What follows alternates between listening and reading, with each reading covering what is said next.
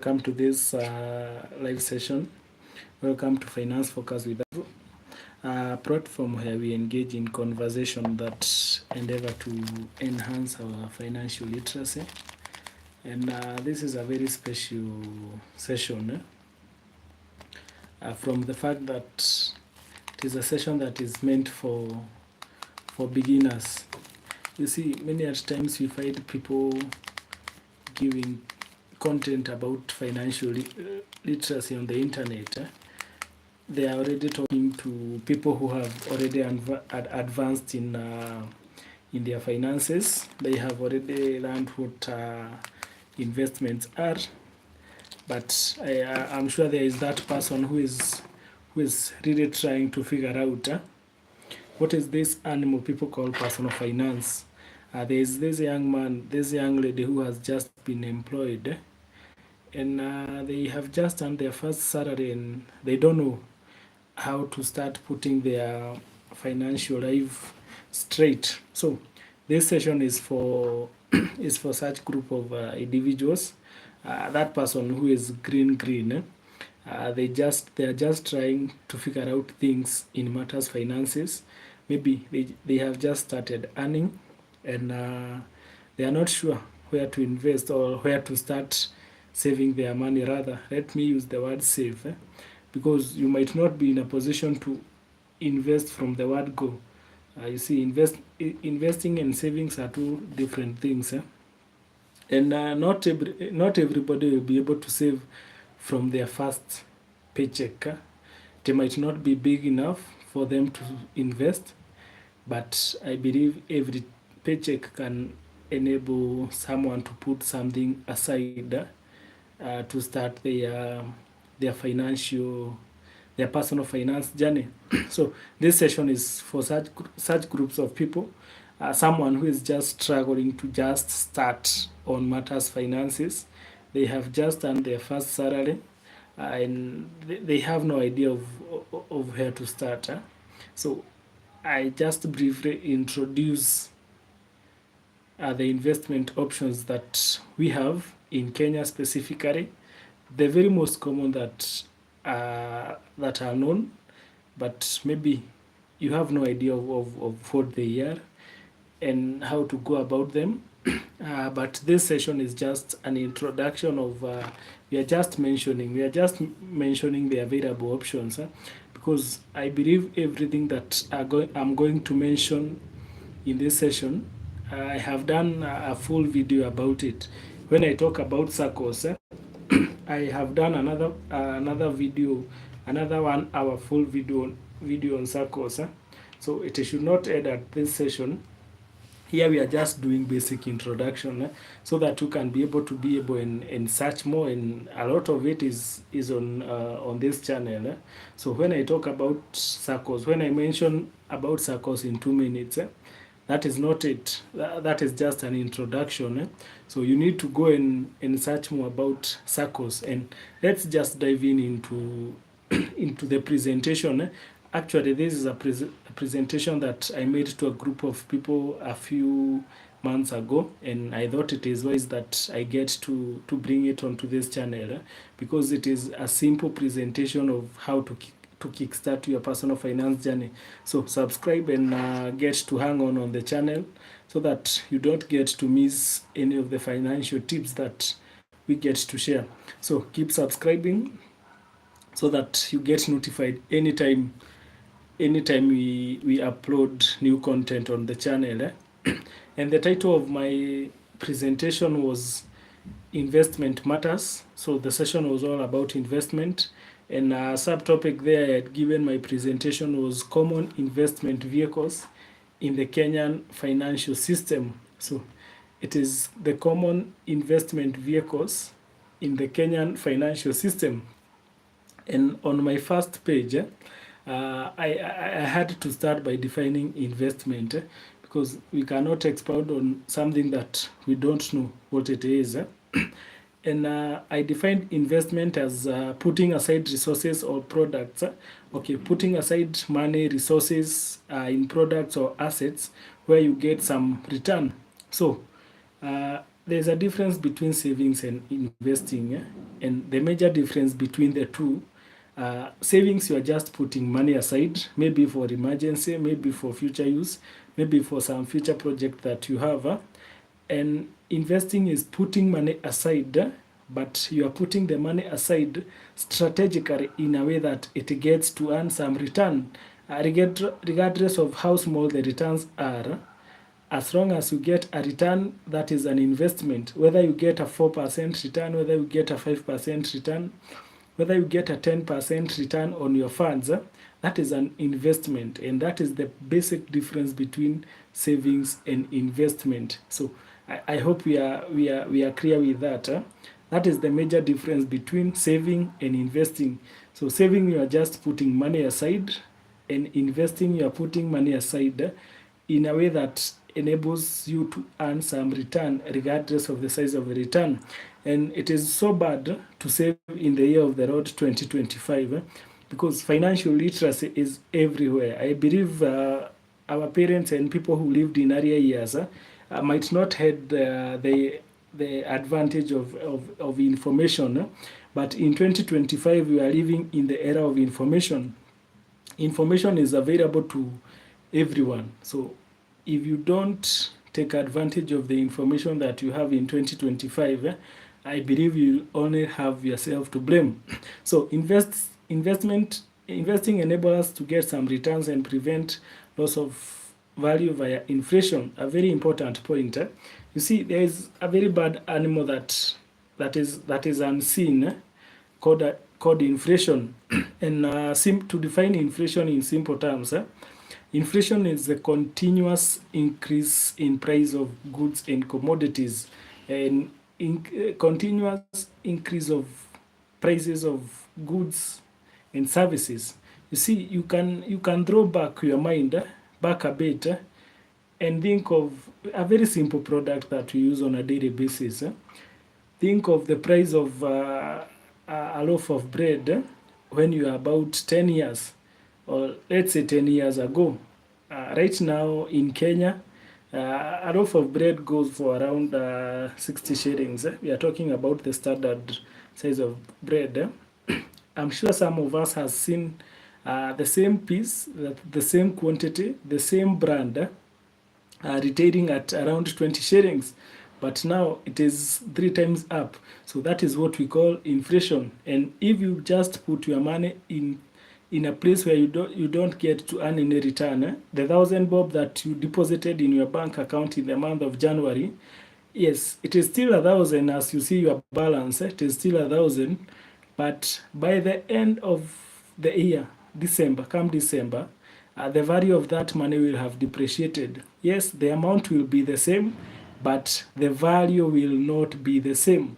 So the amount will be the same, but whatever you could have bought in January, it is not the same as you will be able to buy in December. So investing at least protects, even if you don't get much return, because some of the financial instruments we have in our financial sector are not giving so much, especially at a time like this where we are experiencing depreciating interest rates.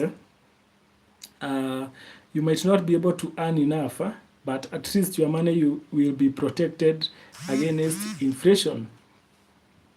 Now, investment is done through investment vehicles or instruments such as fixed deposits. Those are the very simple ones from the banks: Treasury Bills, Treasury Bonds, SACCOs, money market funds, stocks, and shares. And those are some of the assets that we are going to discuss in a few minutes. So the whole point about the take home from that first page is that there's a difference between savings and investing, and in the year of the Lord 2025, it will be so unwise to save. You better start investing because you have the information and the avenues are readily available. Now, let's go to some of the instruments, some of the common basic instruments that you don't need to do much to be able to understand them. And allow me to start with the most common, which I don't even recommend. Sorry to say that. And that is the fixed term deposits. These are majorly given by the commercial bank. I'm sure it is so basic to have a bank account right now in Kenya. At least the banking sector has been so vibrant over the years. So you find that almost everyone at over the age of 18, the moment they get an ID card, maybe they get their first small job, they will automatically have a bank account. And if you get to inquire from your bank, you can give them an amount of money that they'll fix for you for a given period of time, and they'll give you back your money with some return. But I find that these banks give some rates that I find manipulative, that like rates that are not worth. And I think fixed deposits were so popular in a few years back, because there was no more information about other investment products. So that is the only option. That is the only option that people had about investing. They only knew about their banks. They only wanted their money to be in the bank. So they had to take this option because they were not so much exposed. It is something that their bank offered, and many trusted their banks. But right now, it is not a product that I could so much recommend. I believe we have better options that we can consider.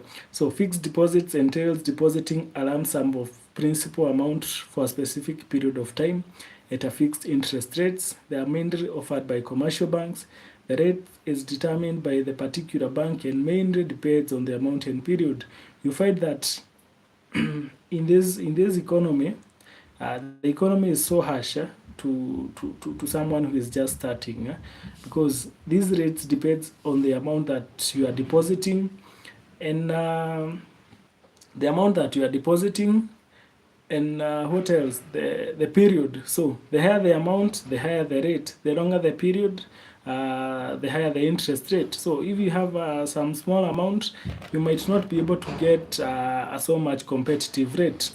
Then of course, they are the minimum amount, and majority of the banks in Kenya, the interest rates is about the minimum amount is about 50,000. So you need 50,000 to start a fixed deposit account. So then the interest is subject to withholding tax, and it's at 15% currently. So the amount that you get to the interest that you earn from the fixed deposit, it is subject to some interest rate. The government has to take something from it. Now, allow me to go to the second instrument. That is the SACCOs. Everywhere you go in this country, you are likely to see a SACCO. In every town that you get to visit in this country, you are likely to see a SACCO. And SACCOs is an acronym of, I think, Savings and Credit Cooperative Societies or something. So, and the name defines their major role. The main purpose of a SACCO, or the main function of a SACCO, is collecting deposits or savings from members and lending to other members. They are just an intermediary because between those who have excess and those who have a shortage. So they collect deposits from members and give loans to other members. The best thing with SACCOs is that they give some of the competitive interest rates in this economy, and I believe that you should not bank so much in a SACCO if you don't have the intention to take a loan. If you don't have the intention to acquire a loan, you don't have so much business being in a SACCO, because that is the most favorable thing of a SACCO, giving cheaper loans compared to banks, compared to Shylocks. So consider a SACCO majorly if you want to acquire a loan. But if you are not so much interested in acquiring a loan, I don't see your business so much being in a SACCO. I don't say that you don't have a SACCO account. You can have, but don't bank so much there uh, if you don't have the intention of acquiring a loan. And the reason as to why I say that is that SACCO does not have liquidity. That is one of the things that you should know before joining a SACCO. Your money in a SACCO does not have liquidity. What I mean is that if you deposit 1,000 bob today in your SACCO account, and tomorrow you need it, you'll not be able to withdraw it. They will tell you unless we give you a loan, which for me does not make a lot of sense. So before you join a SACCO, know that the SACCO will not give you that liquidity. So SACCOs are organizations that provide financial services mainly by mobilization of funds and provision of cheap credit, and underline the word cheap credit. So if you don't want a loan, I don't see your main business being in a SACCO. They tend, okay, that is another feature of a SACCO. They tend to bring together people of a particular common background, and that's why you find that some of the SACCOs are formed by people of the same career, formed by people of the same career, of the same company. Like here in Kenya, some have opened membership to other members, so you don't have to be a police for you to join the Kenya Police SACCO. There is still a SACCO that was originally by workers, the workers working for KPLC, but right now you don't have to be working in KPLC to join STEAM SACCO. So that is it. You find that you might even find that the company you are working for, they have a SACCO of their own. So the two main products provided by SACCOs are deposit account and share capital. You have two accounts in a SACCO, a deposit account where you make your normal deposits that you can, at the end of it, when exiting the SACCO, withdraw, or that is the amount that they will rely on when giving you a loan. And we also have the share capital. Share capital is like ownership. So when you have some share, you deposit some money in your share capital account, you are buying shares of that particular SACCO. And it is important to note that share capital is non-withdrawable. Share capital, you cannot be able to withdraw share capital, and you can only transfer it to someone else at the point that you want to exit a SACCO. You cannot go and tell them that you had deposited 10,000. You had deposited 10,000 in your share capital. You can't tell them that you had deposited some 10,000 in your share capital account, and you need it. You cannot get it back. It is non-refundable, so you just have to transfer it to someone else. The other thing you need to notice that majority of the SACCO. So we are back. Majority of SACCOs give 3 times of your deposit. So if you have 100,000 in your SACCO account, you will find that you qualify for a loan worth 300,000. So that is the main standard of majority of the SACCOs. Then the benefits of joining a SACCO include promotion of a saving culture, because you will be forced to contribute to that SACCO every month. So investment returns, that is in terms of dividend, and also the access of cheap credit. We have said that one of the biggest advantage and plus for a SACCO is offering cheap credit. Other than that, I don't see so other many benefits, but they will assist you create a saving culture by forcing you to save each and every other month. They will help you access cheap credit, and also you'll get to earn some returns on in terms of dividend. But we have said that the main thing that should keep you in a SACCO, it's access to credit. that is access to loan. If you have no plan of acquiring a loan anytime soon,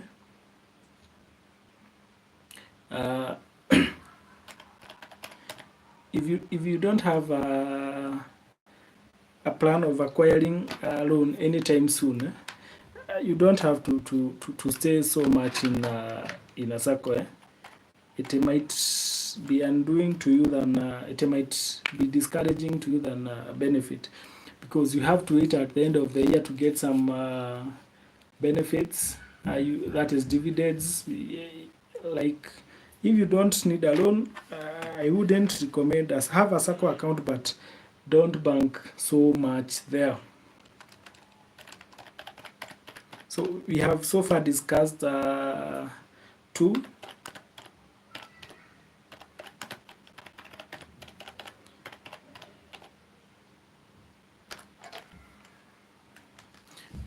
So the other thing that I would want to mention before we leave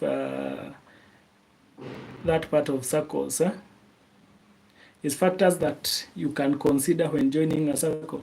You don't go joining any other SACCO that you see here. You need to, we are talking about an account you are opening to deposit your hard-earned money. Yeah? So you need to be careful about where you are depositing your money. So some of the factors to consider when joining a SACCO include regulations. We have a regulatory body for